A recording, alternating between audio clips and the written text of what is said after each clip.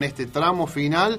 ¿Y qué va a pasar con el próximo gobierno? Siga este signo político, venga un signo político nuevo, ¿cómo se van a manejar? Carlos Segiaro, ¿cómo estás? Buen día. ¿Qué tal? Buen día, ¿cómo están ustedes? Muy bien, aquí estamos. ¿Qué va a pasar a futuro? ¿Vamos a tener un golpe de timón en la economía o no? Yo creo que no. En realidad, ¿te acordás que ya el año pasado, cuando asumió Sergio Massa, aparecieron algunos medios de comunicación diciendo que venía con un conejo debajo de la galera, iban a dar un golpe de timón y se decían mil cosas, un nuevo plan de convertibilidad, bla, bla, bla. Y por supuesto que no había nada de eso. Y no había nada de eso porque el gobierno, la verdad, tiene muy poco margen de maniobra para hacer algo distinto que no sea cumplir con el acuerdo con el Fondo Monetario. Y en realidad el acuerdo con el Fondo Monetario, como decimos el año pasado, es en sí un plan económico. Porque es un acuerdo a 3 años, tiene objetivos de política monetaria, cambiaria, fiscal, política de ingresos. Es un plan económico. Yo puedo entender que alguien me diga que no le gusta, obviamente. Creo que a la mayor parte de la sociedad, probablemente el plan que el gobierno argentino acordó con el Fondo Monetario no le gusta. Pero es un plan y el gobierno argentino está cumpliéndolo, es lo que ha hecho Sergio Massa hasta acá. Y en realidad, si pensamos en los próximos meses, porque alguien dirá, bueno, pero ese acuerdo con el Fondo Monetario, que expresa un plan económico de carácter gradualista, no de una política de shock, sino de carácter gradualista, en realidad le va a hacer perder las elecciones al gobierno. Es muy probable. Pero lo que sí está claro es que el gobierno argentino no tiene margen para otra cosa. Pensemos lo que pasó la semana pasada en el Congreso, donde el gobierno ha perdido ya la mayoría que tenía, incluso en el Senado. Sí. Estamos hablando de un gobierno con un bajísimo nivel de aceptación de parte de la sociedad, con un fuerte nivel de fragmentación a nivel del Congreso, donde ha perdido la mayoría. O sea que su margen de maniobra es prácticamente nulo, de tal manera que lo que puede hacer es cumplir lo que acordó con el Fondo Monetario y que es ley. Me parece que no tiene margen para sacar ningún conejo de la galera, para dar ningún giro, ninguna vuelta en el aire como un gato e inventar una cosa que no existe, digamos. Ahora, el otro tema es qué margen tiene el próximo gobierno para hacer otra cosa distinta. Gane quien gane. Claro. Y acá entramos al terreno de las probabilidades, pero mi impresión es que, recordemos, el acuerdo con el Fondo Monetario Internacional, que es en sí un plan económico, fue aprobado en el Congreso con los votos de la oposición. Es decir, con los votos de quienes muy probablemente vayan a gobernar después de diciembre. Y si alguien me dice, bueno, pero algo van a tener que inventar y van a tener que sacar algún conejo de la galera, la verdad me parece poco probable. Porque ir por una política de shock después de diciembre es, la verdad, poner en riesgo la propia gobernabilidad con la situación social que hoy enfrenta el país. Además, Carlos, ninguno de los candidatos que suenan y que, digamos, a priori, según los datos de las encuestas, tienen posibilidades de ganar, son anti-FMI, digamos, son muy pro-FMI, así que tampoco se podría esperar una separación o hacer algo que no digan desde Estados Unidos, ¿no? Exactamente. Uno podría decir, bueno, si gana Grabois, claro, en realidad podríamos esperar eso, pero digamos que es poco probable, ¿no es cierto?, que gane una posición más de izquierda que el actual gobierno y que quiera romper con el Fondo Monetario. Me parece muy difícil que eso pueda ocurrir y, como vos decís, dentro de Juntos por el Cambio en general, la mayor parte de los actores han sido siempre proclives a políticas del Fondo Monetario y es parte de los diputados y senadores de Juntos por el Cambio los que votaron el acuerdo que está vigente hasta el 2025. Por eso me parece que es difícil esperar, aunque quienes lo están anunciando también de vuelta, que haya un golpe de timón o que alguien saque un conejo de la galera, incluso después de diciembre próximo. En lo breve, Carlos, ¿qué podemos esperar respecto a la devaluación? O sea, uno ve el dólar día a día en el oficial y ve que hay ajustes día a día. ¿Qué seguirá de la misma manera?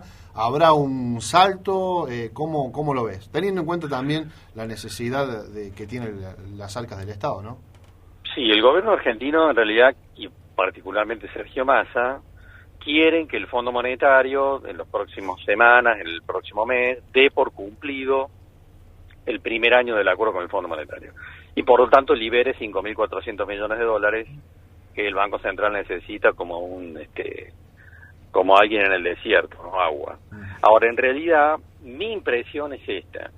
El gobierno argentino viene cumpliendo el acuerdo con el Fondo Monetario, lo cual implica devaluaciones periódicas y otras decisiones más, como las tasas de interés muy altas, algún ajuste en las cuentas fiscales.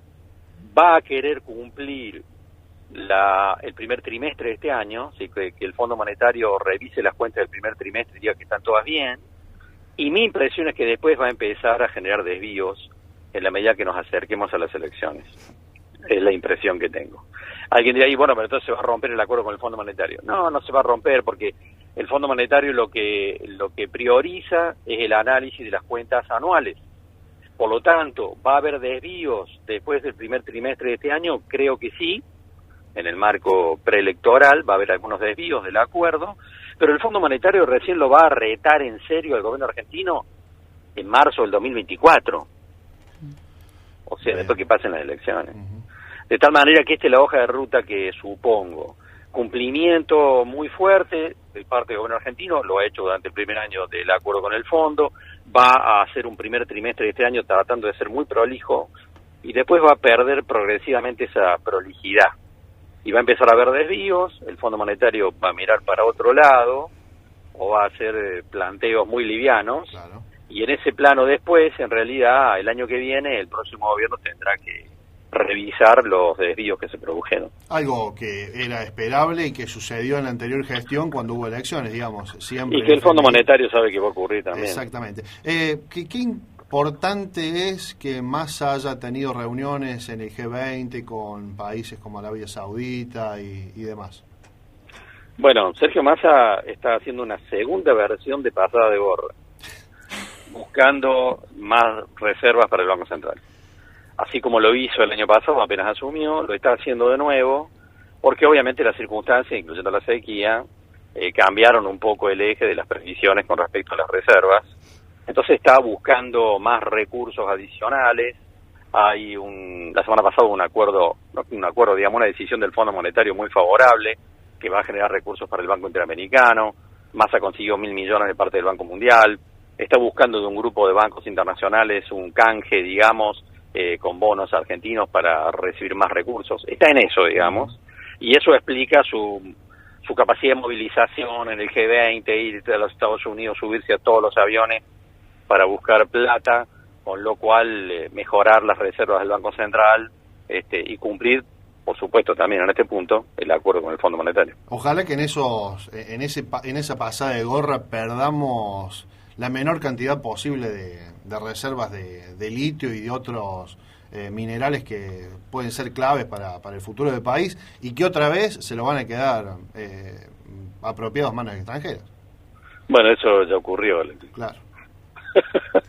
Ya no tenemos más nada, no lo pueden sacar más nada Argentina.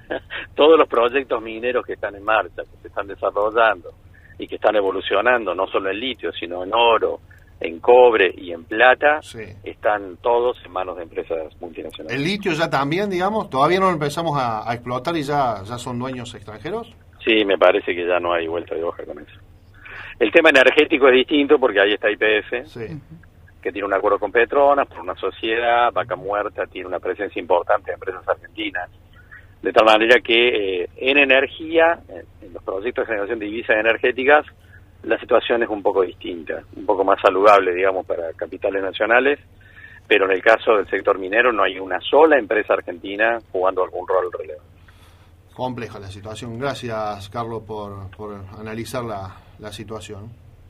Chao, buenos días. Un abrazo, que andes bien. Ahí estaba Carlos Segiaro.